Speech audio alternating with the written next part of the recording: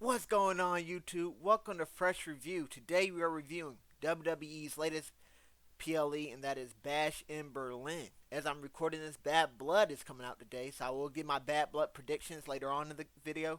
But the first match we are reviewing is Kevin Owens versus Cody Rhodes for the WWE Universal Championship. Now, the build for this match was interesting because it started off with Cody Rhodes looking to give somebody a shot for the title, and Cody Rhodes wanted to get a Kevin Owens, but Kevin Owens didn't want it. He felt he didn't deserve it, and rightfully so. But him saying he didn't deserve it kind of made him feel like the crowd's gonna get behind him and stuff like that. And he was like, man, the crowd would say, "Yo, anybody deserves it." This, that, and the third. It's very interesting build how they did it. They got there though, and the match played along with that topic very well because these two are friends. So they start this match off with a handshake, and then that transitioned into some chain wrestling. Now, Owens dodged Cody's disaster kick, then followed that up with a senton. So Cody went for the signature move early. Owens, of course, had it scouted. They're friends. They know about each other's moves. Now, Cody goes for the crossroad, but Owens escapes, and he goes for a stunner. Cody escapes that. So, they're trying their finishers, but of course, since they know each other, they got the scouting report inside and out. They saw each other's moves in the tag team match on the apron, up close and personal. So, again, a lot of reversals going on to start the game. Start the match. Now, Cody tosses Owens to the outside, and he goes for a suicide dive. But Owens catches Cody. He rams him into the apron. Then Owens follows that up with a cannonball. As Owens re-enters the ring to break the count, Cody catches him with a disaster kick. Then he follows that up with a suicide dive. This time that dive connects. Cody applies a figure four leg lock, but Owens crawls his way to the ropes.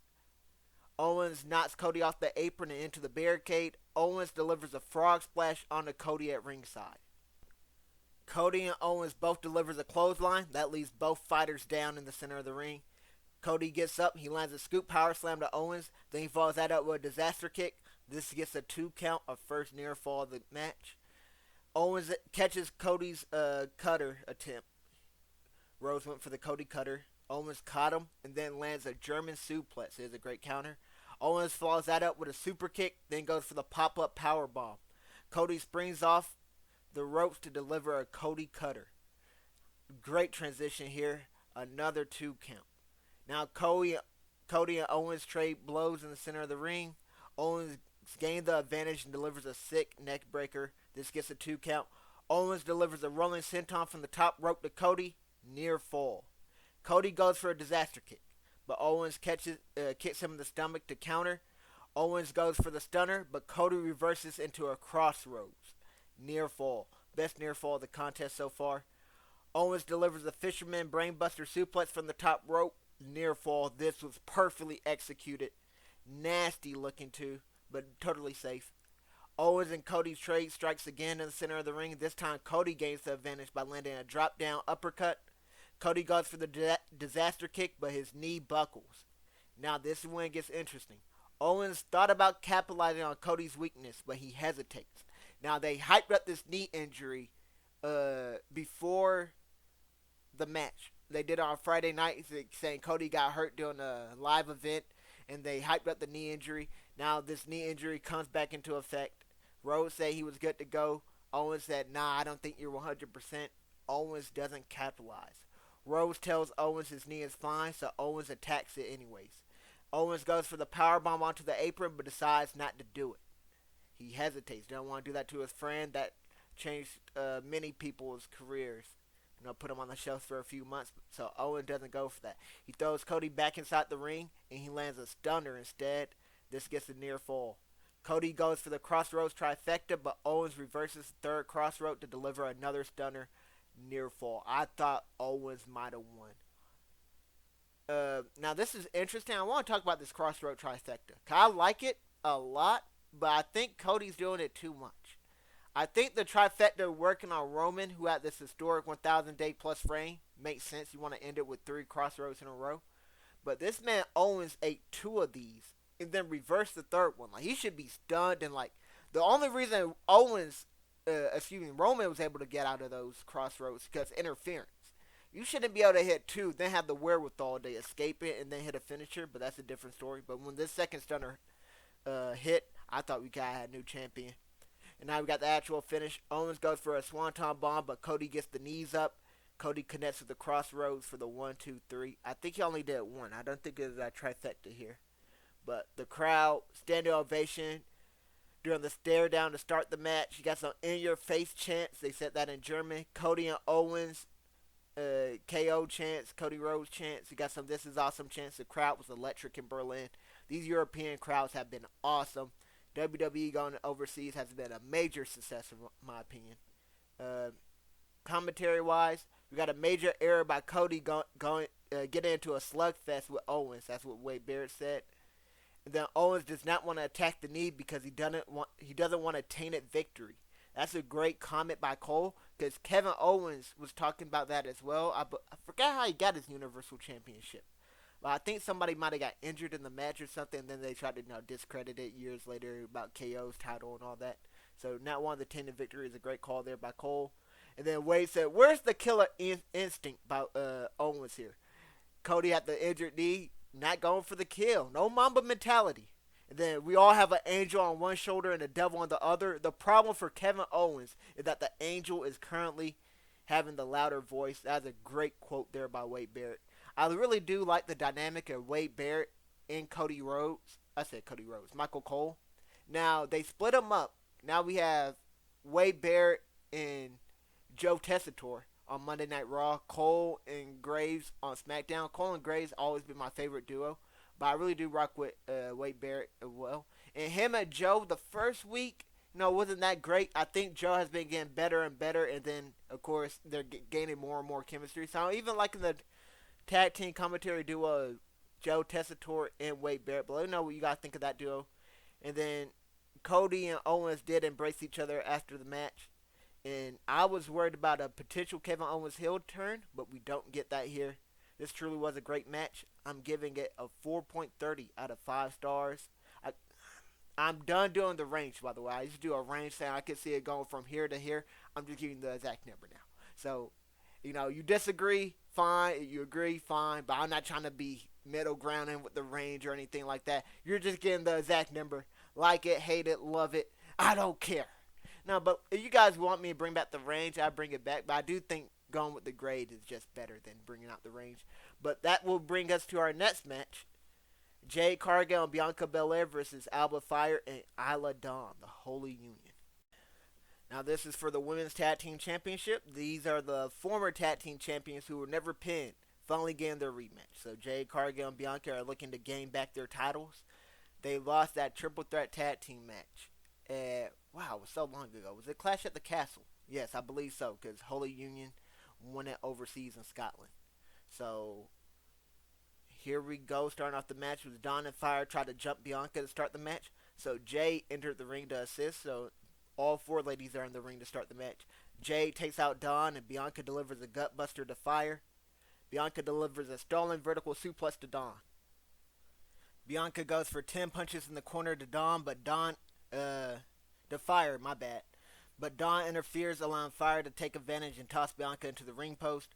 Jade goes to Bianca's aid, but Fyre catches her lacking with a suicide dive. Dawn applies a tarantula submission to Bianca while Dawn strikes with a super kick. This gets a 2 count. Fyre uses Bianca's hair to prevent Bianca from making a tag. Fyre delivers a tornado DDT. In the process, she kicks Jade off the apron and gets a near fall. This is a great move here because she simultaneously prevents the tag from being made. Kicked Jade off the apron to prevent Jade from breaking up the pin, and then went for the pin after landing the high impact move. This got a near fall though. Bianca evades Dawn's double knees in the corner and finally tags in Jade. Jade comes in. She delivers a spine buster and a fallaway slam. Jade follows that up with a series of running splashes in the corner and a jackhammer to Dawn. This gets a near fall. Fyre tags in and prevents Bianca and Jade's tag team offense. Fyre and Dawn hit Bianca with a unique gory bomb plus facebuster combo. Jade breaks it up at 2.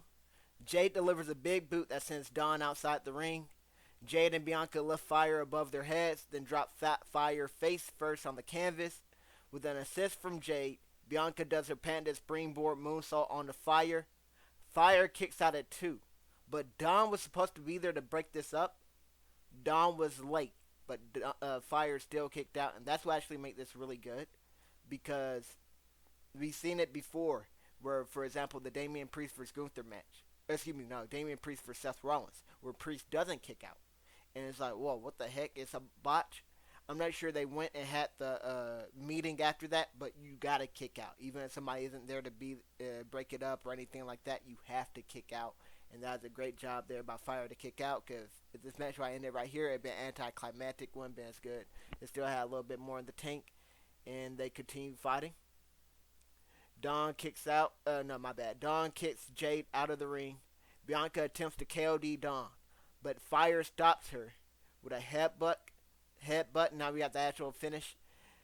Dawn and Fyre go for a backstabber plus a swanton bomb combo onto Bianca, but Jade pulled Bianca out of the way, and result Fyre crashes into Dawn's knees. Fyre is then tossed to the ringside and slammed into the barricade by Jade. Dawn tries to steal the match with a roll up onto Bianca. This gets a near fall. Jade tags in. Bianca plants Dawn with a spine buster. Then they connect with their tag team finisher, a DDT plus German suplex combo. Jade pins Dawn to recapture the tag team's title. Really good match in my opinion. Just really good though. I don't think it was great or anything, but I did think it was really good. Solid build. These two teams.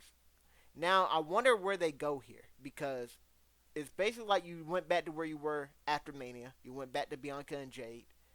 And my whole thing is I expected Jade and Bianca to have a Mania match, because I think they had turned on each other. I'm not sure they're going to do that or not, but you see how Kofi Kingston and Xavier Woods are butting heads right now for the New Day. I could see that being a potential WrestleMania match, or definitely a big match down the line. I think I keep saying Rhodes, but Woods and Kingston could be a really good match at Mania. I wasn't sure they're going to do the same thing with Bianca and Jade, or if they have different plans in store. But now you're back to where you are, and now we got Bianca and Jade versus Damage Control. Seem like the next contenders, perhaps.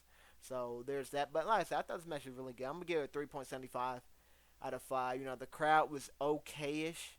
They weren't the best or anything. You know, I got 1, 2, 3 during the count. Whole lot of whoa and stuff. No, they were okay. It's about American level, which isn't horrible. I don't have any commentary notes or anything like that, but Bianca and Jade regained their titles. So, well, Unholy Union, thought it was great. They got it in their hometown or home country or home continent. I know they're both European. I think Fyre's from Scotland. I could be wrong, but Bianca and Jade are bringing back home the women's tag team titles. And is CM Punk bringing back home his bracelet? That brings us to our next match. It is Drew McIntyre versus CM Punk. This build has been going up all year, and it is concluding today as I record this video on Bad Blood. So, the stakes, there's not anything on the line, technically, but there is so much personal animosity and stuff where this is a feud that doesn't need a title. And I'm glad WWE understands that. But fortunately, WWE doesn't understand that this feud should be the main event of Bad Blood. I think they're having this be the opener, and I think that is inaccuracy by WWE. I know it's tough. You got Roman's first match returning, but I know how CM Punk is. Drew and CM Punk should have had a main event. So if it wasn't going to be this one, it had to be something else. The fact they don't have a main event is tough, because I remember CM Punk's pipe bomb where he's saying, the fact that Dwayne is the main event of WrestleMania I'm not makes me sick. So I know how CM Punk is. He's sick that he's not the main event. And he knows you can't hit him with there's two main events technically. You know, you can't even put him with that co-main event spot, the one right before the main event. He's like, no, there's only one main event for the PLE. He knows that. And they're giving him the opener, which I think is the second most important spot. I think it goes main event being the most important, opener being the second most, and then you could probably say the second to last match, the one right before the main event, could be right up there, but he got the opener. So this right here got the middle card, and the first time they fought got the opener, so I just thought it made perfect sense for it to be the main event for Bad Blood, but they're going a different route. But nevertheless, let's go ahead and talk about this match. It's Drew attacking CM Punk before the match starts. It's a strap match, by the way. I forgot to say that. But Drew assaults CM Punk with the strap, then ties it around CM Punk. So now the match can officially start because they both had to be tethered together. So this is before the bell ring. Now that they're tied together, the bell has rung. Drew delivers a Russian leg sweep to Punk with a strap around his Punk neck. Drew touches the first light. CM Punk delivers a GTS to Drew. Instead of touching the turnbuckles, he decides to assault Drew. CM Punk looks for weapons under the ring, but Drew attacks Punk from behind. Drew goes for a future shock DDT onto the announce table, but Punk counters with a backdrop onto the other announce table. You know, these PLEs, they do have 2 announce tables out there. Punk whoops him with the leather strap. Punk brings out a table, but Drew assaults him with the strap before Punk could bring the table out. Drew grabs a chair and hits Punk in the ribs with it. Punk and Drew trade strikes, but Drew rakes Punk's eyes to gain the advantage. Drew lands a scoop slam to Punk onto the chair. Drew's Glasgow kiss busts open Punk, so now Punk is bleeding. Drew tries to set up a chair in the corner, but Punk connects with a running knee strike and bulldog combo. Punk rams Drew's head first into the ring, and Punk finally sets up the table he tried to set up beforehand. Drew lures Punk back into the ring to deliver a Claymore. Took his head clean off. Beautifully looking Claymore. Drew touches 3 turnbuckles, but Punk leaves the ring and pulls Drew into the chair that is previously set up in the corner. That resets the lights. So, for people that don't know what the strap match is, you guys didn't see the match or anything, there's 4 lights, 1 on each turnbuckle of the ring, and you got to hit them consecutively. 1, 2, 3, 4. So, all 4 lights in each corner. And then that's how you win the match. So they're having technical difficulties with the lights at first. Kind of confusing. I wasn't sure you just had to hit 4 at any point, but it's all 4 consecutively. And the way you can break the lights and reset them, you have to derail your opponent's momentum. So you either got to land a strike or you got to pull your opponent away. So basically you got to be unconscious while this person just goes around and hits all 4 lights. So if you're conscious, what you're going to do, you're going to hit your opponent, or you're just going to derail his momentum by getting out of the ring or anything like that. That's how the lights reset. So Drew almost hit all 4, but Punk threw him into the chair, and that reset the lights. So Punk goes on to hit all 3 lights, but Drew throws Punk outside of the ring and through the table that's set up at ringside. That resets the lights again. Drew carries Punk around the ring to hit the lights, but Punk also hits the lights behind Drew's back. I was like, oh my goodness, this is so fire, because none of their momentum is being derailed, and they're hitting the lights at the same time. So, Drew doesn't even know what's going on. It is 3 lights lit up for Drew, 3 lights lit up for CM Punk, and I'm like, oh, this is how they're finna end it. This is fire. It's 3-3, Game 7, here we are. Both competitors are reaching for the final light. They got the camera angle right there, their fingertips away from the turnbuckle. Neither can reach it, and they start trading blows. So the lights reset. Now, in the background, before I continue going on with the review, in the background, they don't have a strap match on WWE, so I did an ambulance match. I thought this was going to be very fitting because CM Punk got put into an ambulance by Drew the Monday Night Raw after this PLE. So I thought that was going to be the match of Bad Blood, but they're doing Hell in a Cell. I thought ambulance match would have been a solid match as well. But I got the ambulance match right here in the background going on. So let me know what you guys thought of that. I also changed Dominik's, Mysterio, and Liv Morgan's entrance. And I made it be the Edge and Lita one since they got the Lovebird one and stuff. Let me know what you guys thought of that entrance in the beginning. You guys caught it. If not, you could go back and rewatch it. It's in the very beginning of the video. But those are 2 things I made. I kind of proud of myself making those adjustments. But let me know you guys recognized any of them. But let's go ahead and continue where we were. So since neither of them can reach it, they start trading blows and the lights reset. Punk applies a sharpshooter that makes Drew tap out. But there are no submissions here. Drew reaches the ropes. But there are no rope breaks. Drew passes out. Punk hits 2 lights. But Drew recovers and delivers a net breaker. This resets the lights again. Drew does a kip up and reaches into his trunks to bring out Punk's bracelet, the one with his dog's name on it and his wife's name, Larry and AJ. He brings out the bracelet. Now Drew connects with the Claymore. Drew hits 3 lights, but Punk recovers and lands a GTS, and this resets the lights. Punk lands another GTS. Then he hits 2 lights. He lands another GTS. He hits the third light. Punk lands another GTS. Yes, in the words of DJ Khaled, another one. He recovers the bracelet and he hits the final light. CM Punk emerges the winner. And now it is 1-1, and there is a match number 3, the grudge match at Bad Blood. And I said I would do the predictions. I am predicting a CM Punk L at Bad Blood. I'm going with Drew McIntyre, and the way I'm cooking it up, CM Punk returns at the Royal Rumble, and he eliminates Drew McIntyre. So Drew McIntyre wins the feud 2-1, but CM Punk gets the last laugh. I think that's a mutual ending to this feud. But this feud has been absolutely fantastic. And the crowd, there was a loud pop when CM Punk recovered the bracelet and won the final turnbuckle. Of course, got a lot of chant for both these people. CM Punk got one of the best theme songs. As soon as you hear that guitar riff, everybody gets lit. Love the crowd, man. This match, before I even give the rating, let me wait. I almost gave the rating. Let's go to the commentary. When Drew was getting beat up, Wade was begging for the referee to get them back into the ring. When Drew was beating up CM Punk, the referee is quite rightly letting these two fight. That was one of the most funny things. This man is not partisan at all. So, when Drew McIntyre, Wade Barrett's friends getting beat up, it's like, ref, what are you doing? Get him back in the ring. Our boy Drew out there beating up CM Punk outside the ring. The ref got to let him fight here, man. This is a very personal feud. I love Wade Barrett, man. I really do. And then when the action spilled over at ringside in the announce table, I think it got broke when CM Punk did the back body drop. This man Cole said, "Great job, Wade. You pulled the power from our monitor." This man Wade Barrett said, I think it was Punk's fault, actually.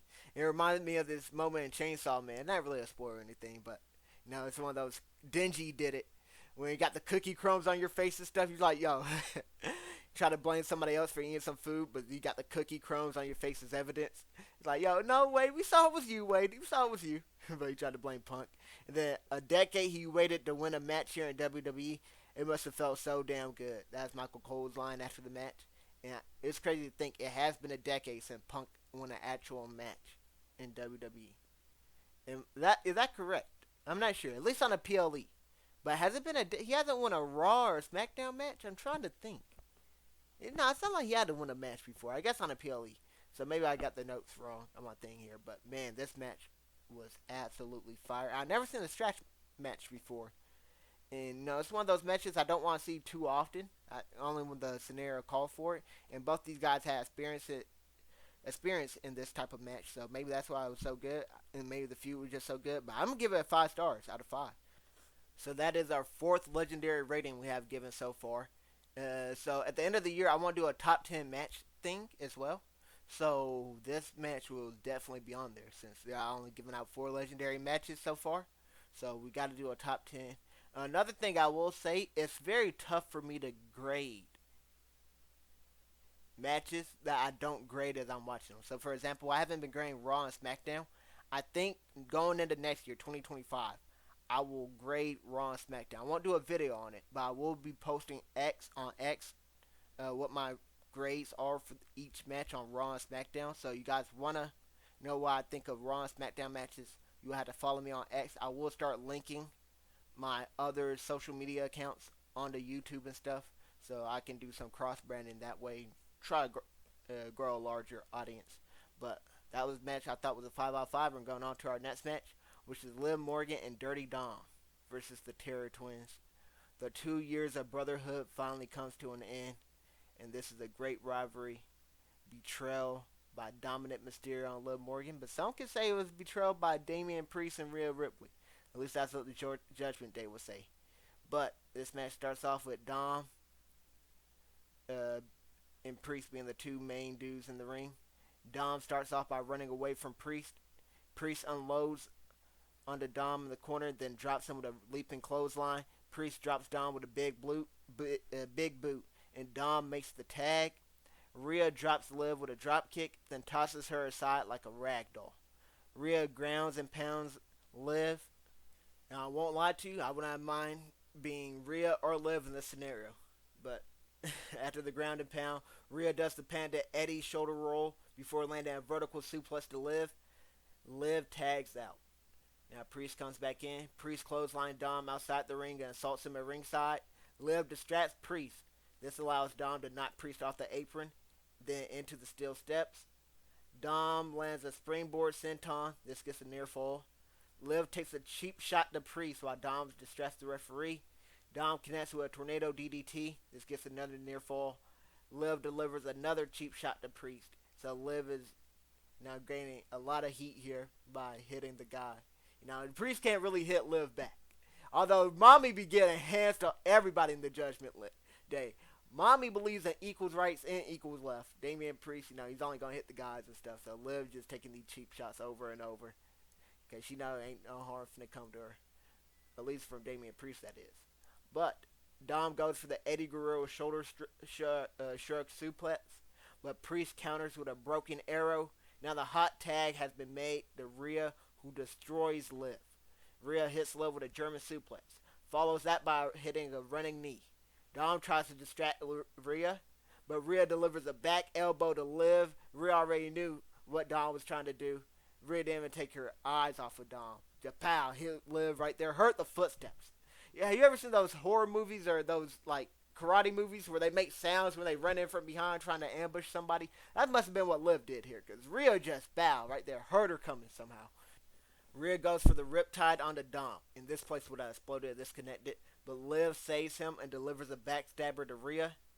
Liv connects with a running knee of her own, follows that up by, I called this move the Page Turner. I don't know what the actual move is, but Paige used to use this move as her finisher. This gets a near fall. Rhea strikes with a kick and makes the hot tag to Priest. So I was so happy Priest got his own hot tag offense, because I thought it'd been bad that Mommy got the hot tag one, and then Priest didn't get anything. I think they both need this awesome hot tag offense, so that's what we get here. Priest comes into the ring now. He destroys Dom with the hot tag offense. Liv breaks up the pin. Priest and Rhea deliver double razor's edges to Liv and Dom. Priest removes the straps off his overalls, but the Judgment Day interferes at ringside before Priest can get to cooking. Rhea takes out Carlito, but Liv takes out Rhea with a sunset flip powerbomb into the barricade. This is well connected. Now, it kind of didn't make too much sense because Rhea just bent over out of nowhere. Now, I wasn't mad. The cameraman's right behind the action. But bent over out of nowhere so Liv could run off the steel steps and land the sunset flip powerbomb. But it was awesome looking, by the way. But Dom goes for an aerial attack on the Priest.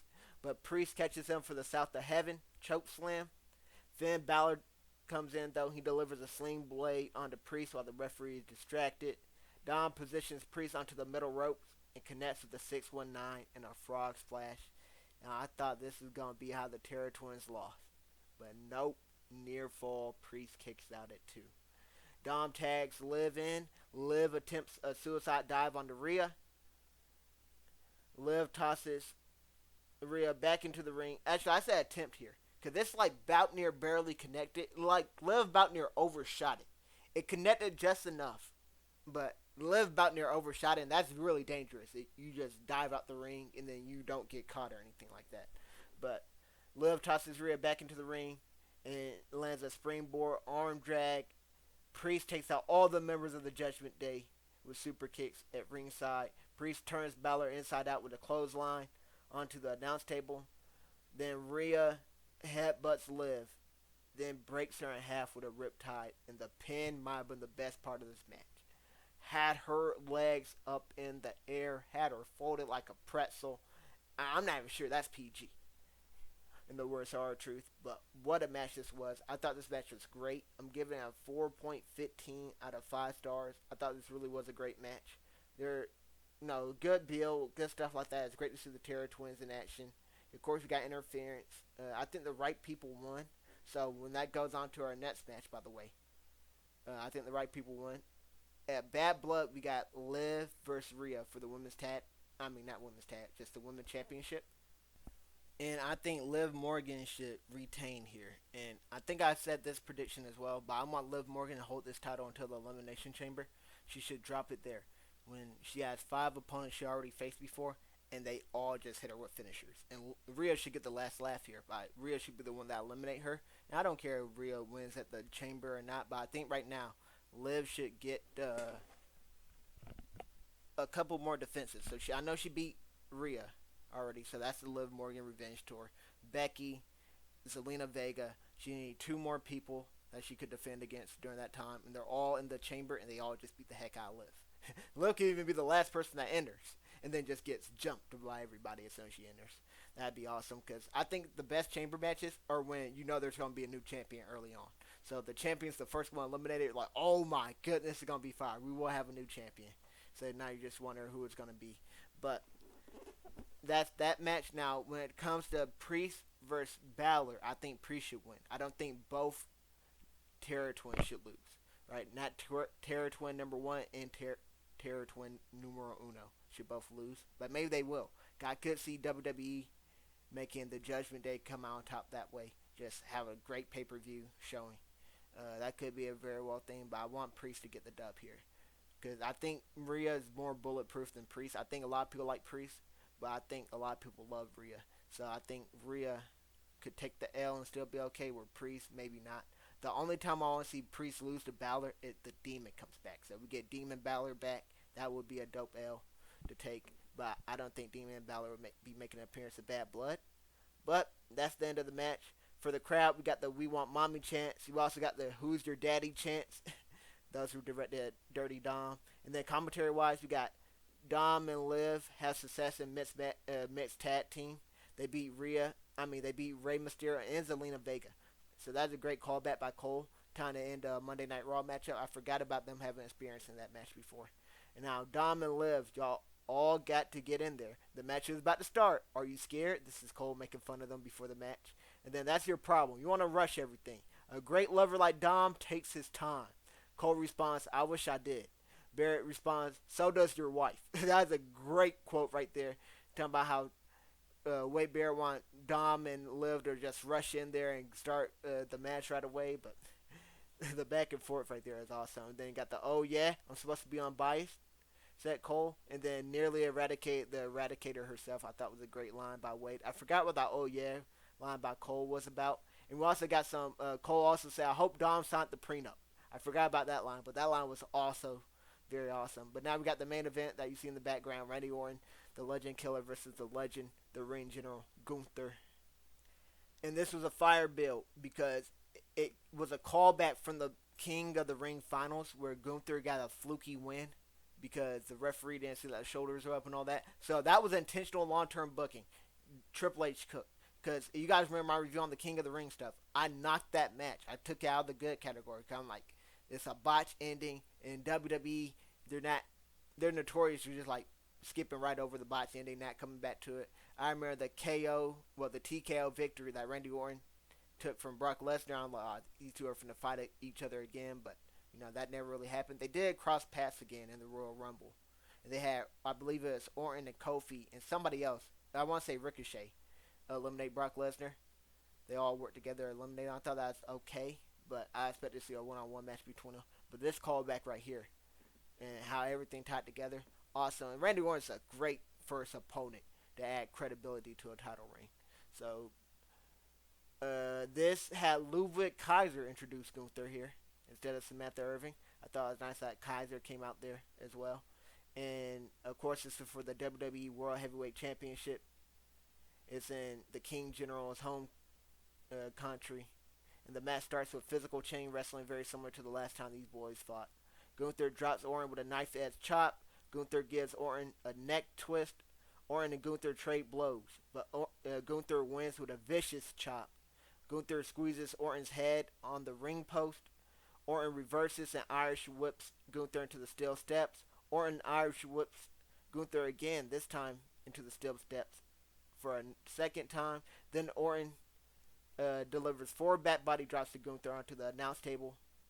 This man was going crazy with those back body drops. Or back suplex, I should call them. And then Orton throws Gunther back into the ring, and Gunther attempts a sleeper hold. Orton fights out by damaging Gunther's injured arm. Gunther fights back with a series of strikes, but Orton counters with a clothesline. Orton follows that up with a scoop power slam. This gets a 2 count. Gunther escapes Orton's middle rope DDT attempt and chops Orton. Gunther climbs the top rope, but Orton meets him there, and he lands a superplex. Both wrestlers make it back to their feet, and then they trade chops. Orton gains the advantage by poking Gunther in the eyes, then delivers a sinister smirk. His man Orton is a menace to society for this. Orton lands the draping middle rope DDT. Gunther reverses the RKO into a German suplex. Gunther strikes with a T-Rex dropkick. Climbs the top rope to deliver a splash near fall. Gunther climbed the top rope. I did not have that one on my bingo card, I won't lie to you. Gunther goes for a powerbomb on Orton, but his arm is too damaged to deliver it. He can't get Orton up. After failing 3 times, Gunther finally lands the powerbomb near fall. Perseverance is key there. Gunther goes for another powerbomb, but Orton escapes and lands an RKO. This gets a near fall. Orton exits the ring and clears off the announce table.